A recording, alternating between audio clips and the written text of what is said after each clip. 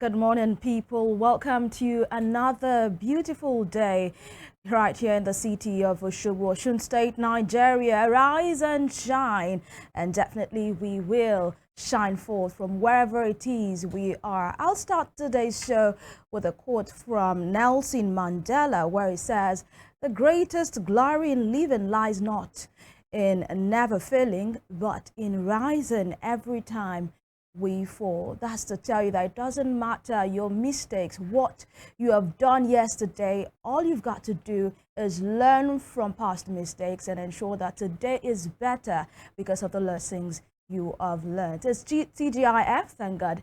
It's Friday, and indeed, we are going to make it count. My name is Evelyn Ohiolei, welcoming you especially to this special edition of Morning Spring, where we talk about issues concerning us as a people. We'll look at social political issues, speaking to policymakers, politicians, social advocates to help us have a hang and, deeper perspective, wider insight of what is going on. Femi Ojo is not here, but sends us love and regards. I'm going to be driving solo this morning, but with you, our very esteemed audience, I know that I am not alone. Remember that I am a Liverpool fan. We never walk alone.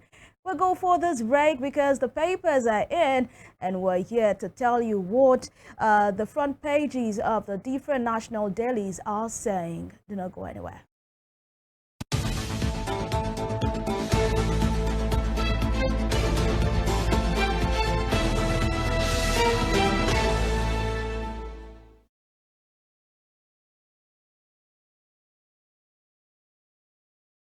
All right, today I'll begin with the Guardian newspaper this morning. The Guardian newspaper today, Friday, 29th of November 2024, and it's on World AIDS Day. Rise and spread. More HIV infected kids slow race to zero scourge. And you can see some figures right there on the front page of the Guardian newspaper. About 140,000 Nigerian children are currently infected by HIV. 22,000 new mother-to-child transmission of HIV yearly.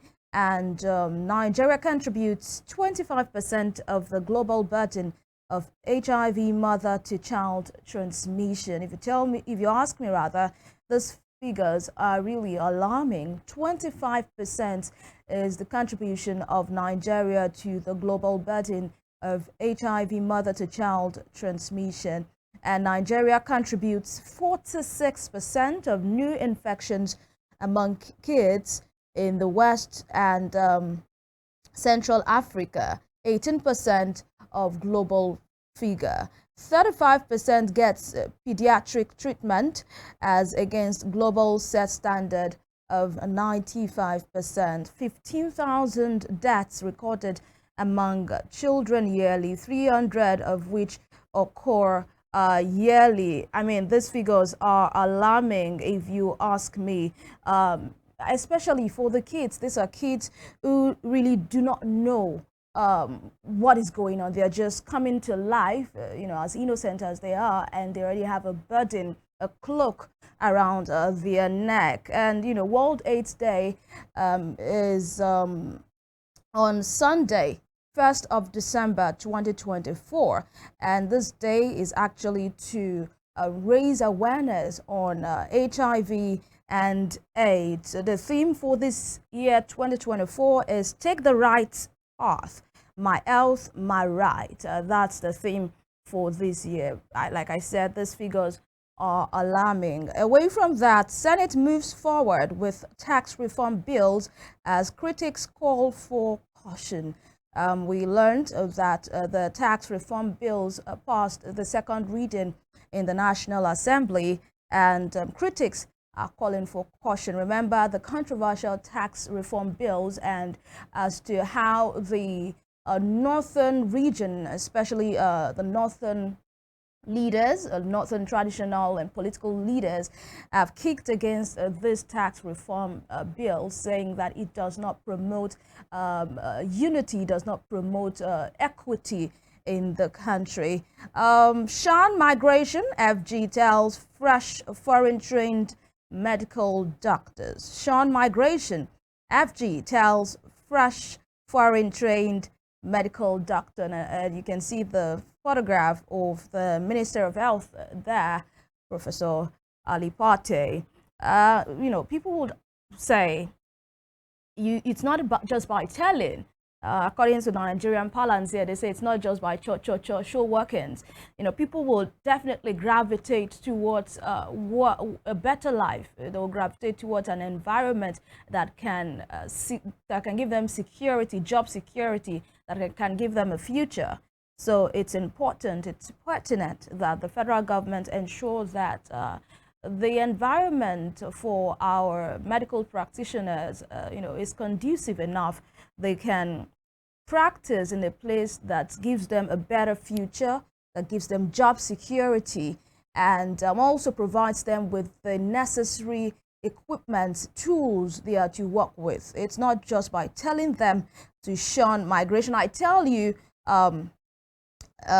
for as many as those medical doctors, a whole lot of them already have that at the back or probably in front of their mind, to japa. So it's not just by telling them to shun migration. Away from that, witness tells court how he collected $400,000 for Emefiele. Global wages outgrowing inflation, says ILO. And Amnesty International accuses police of killing 24 protesters in Kano. Authors, remember the End Bad Governance protest. Amnesty International is accusing the police of ending the lives of 24 protesters, and they say that these are just the numbers that they can account for. A whole lot of people were unaccounted for, but for those that they can account for, it's 24, and so many others too were injured. Emphasis on individual success weakens political action, says Osinbajo. Okay, that's the former Vice President of the Federal Republic of Nigeria, Professor Oluyemi Osinbajo, saying that we should not place emphasis on individual success. We should look at it as Nigeria wins, irrespective of whoever is at the helm of affairs. We should not try to bring down that person or praise that person. It should be a case of whether we are moving forward, Nigeria wins. If we are not moving forward, if we're retrogressing, it means Nigeria lose. Probably with this mentality, we would ensure that we put everything in place to move forward as a country.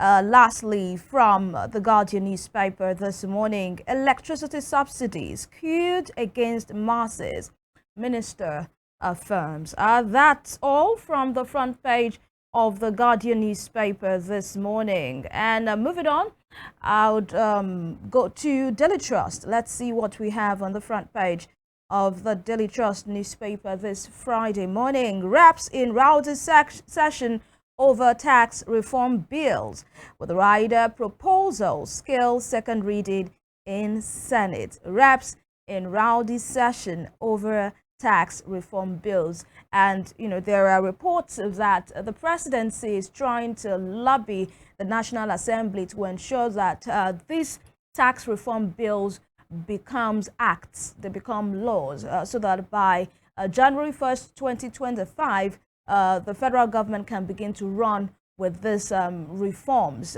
But it seems there is division in the National Assembly, especially from majorly from legislators from the northern region, and a whole lot of people have made a case for the government, saying you cannot stop the consumption of some products in your own region and still have access to taxes collected from regions that encourage or promote the consumption of these products. So it's one thing Dr. Paul Alaje, while we had him on on-air colloquium some days ago, called an inequitable equity.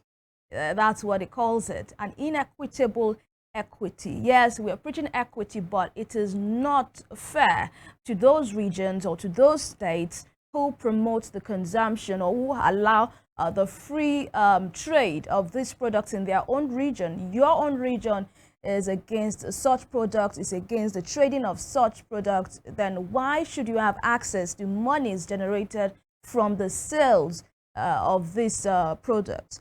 Away from that, influential leaders move to resolve ACF crisis. By the way, the picture on the front page of the Punch of the Daily Trust, I beg your pardon, Daily Trust newspaper this morning is that of our President Bola Ahmed Tinubu, observing the guards there in French alongside the President of France, Emmanuel Macron. Remember that the President traveled to France alongside his heartthrob, the First Lady of the Federal Republic of Nigeria, Senator Oluremi Tinubu.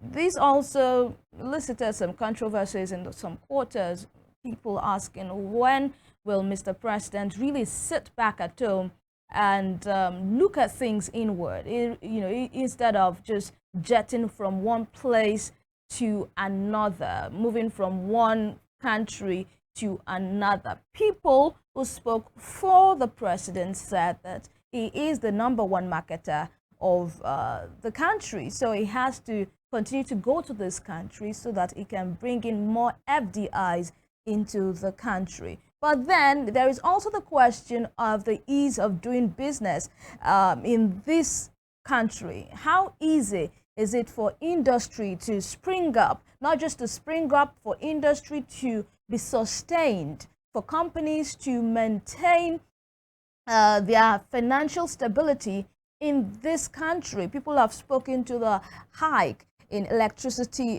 bill. They've spoken to the hike in petroleum, in diesel, the price of diesel and petroleum. They've spoken to the hike in transportation as a result of the high price of diesel and petroleum, and this really would not make many industries stay. So why is Mr. President going from country to country trying to woo investors into Nigeria when he has not put his house in order? People say you put the horse first before the cart, but it seems the president is putting the cart before the horse, and definitely there will be no movement. But the president is in France and is, representing the country as the #1 citizen of Nigeria. We can only wish him well and also pray that, God grants him the wisdom to tow in the right direction, because he is in the saddle right now for the next, 2.5 years, thereabout. He will still be the president of the Federal Republic of Nigeria, all things remaining equal. And away from all of that, police killed 24 during End Bad Governance protests. This is according to Amnesty International. And marketers lift 251 million liters of petrol from Dangote refinery in 10 weeks. Marketers lift 251 million liters of petrol from Dangote refinery in 10 weeks. There have also been questions of, the new rehabilitated, I should say, Port Harcourt refinery in Eleme. How competitive will it be to the private refinery of Dangote, although the capacity cannot be compared? Dangote is about 650,000 barrels per day capacity, and the rehabilitated Port Harcourt refinery is 60,000. It's actually 210,000 barrels per day, but the one in operation now is that of the lower capacity, the 60,000 barrels per day capacity facility. And people are asking what that will bring, what change that will bring in the country. By the way, Petron has said that the Port Harcourt refinery is set to sell 75 naira higher than that of Dangote refinery. Dangote refinery is to sell at 970 naira to a liter. You know, they brought it down by 20 naira some weeks ago from 990 to 970. But according to reports, the Port Harcourt refinery will be selling at the cost of 1,045 naira. And there is this question in the public space of what to use is the opening of the refinery. If you would not sell below that which Dangote is selling, why should we even be excited? Why should we jubilate, you know, at the commencement of operations, you know, at the Port Harcourt refinery? Away from all of that, court sacks Benue APC caretaker committee. Court sacks Benue APC caretaker committee, internal wranglings in Benue APC there, and you get to see that in many states, even at the center nationally. Many political parties are not devoid of internal wranglings, and that's because wherever you have people, interests clash. Even if they have the same ideology, sometimes the way to go about these ideologies might be different. So interests may clash. That's why you see, even within a particular political party, there will be fightings, there will be misunderstandings, internal wranglings, people that want a position or do not want someone in a particular position. You know, it's just part of life. It's part of life, I should say. Top corner of Daily Trust newspaper this morning. Let's see what we have. Abductors of toddler siblings demand 300 million naira ransom. Abductors of toddler. When you say toddler, it means a little child in the den of abductors. How does that make anyone feel? Even if you're not a parent, even if you have not, you have no responsibility for any child as it is, there is a way it makes you feel that a toddler that should be with his or her parent is in the captive of abductors, kidnappers. And not just this toddler is also with, you know, his or her siblings. And the abductors are demanding 300 million naira ransom. When exactly are we going to leave this conundrum? When exactly are we going to break from the shackles of kidnapping here and there? I cannot imagine the turmoil, the emotional torture the parents of, you know, these children are in right now. Because in a way, they may feel as failed parents. They are not able to protect their children. These are some of the reasons some people move out of the country, because they believe, I want to give my children a better future. I want a place for them that is secure. I don't want a situation where I would fail my child as a parent to protect him or her, so I'd better go to another country that can give me that security. So I believe that you know, according to this constitution, that is the priority of government, to protect the lives and properties of its own citizens. But should we say this particular administration is failing in doing that? These are kids, for crying out loud.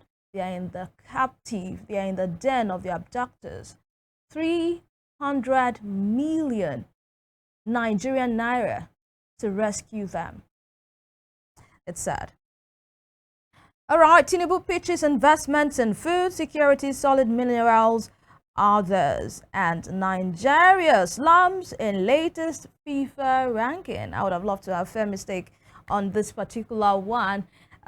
We hope we get up soon. We hope we get up soon. Nigeria slums in latest FIFA ranking. That will be all from Daily Trust newspaper this morning, and of course the newspaper review segment for today.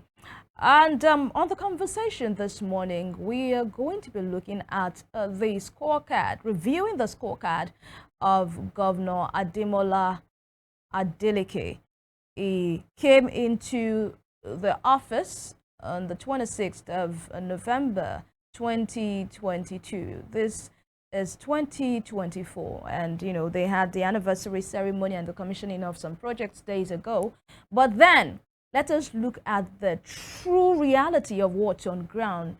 Is it true that Governor Adeleke is doing well and the Osun people are applauding what he is doing? Or it's all a facade, just to, make the outside world think that this administration is working? We are going to be having stakeholders in the House this morning from two opposing views of what they think about the administration of Governor Ademola Adeleke, who has been in the driver's seat, driving the people of Osun State, according to him, to a great destination, to the promised land. How far have we gone? How close are we to the promised land? These are the questions we'll be asking and interrogating our guests this morning. You do not want to miss the conversation. Sure, you stick around. This is still Morning Spring on Western Spring Television. Sit back. We'll be back.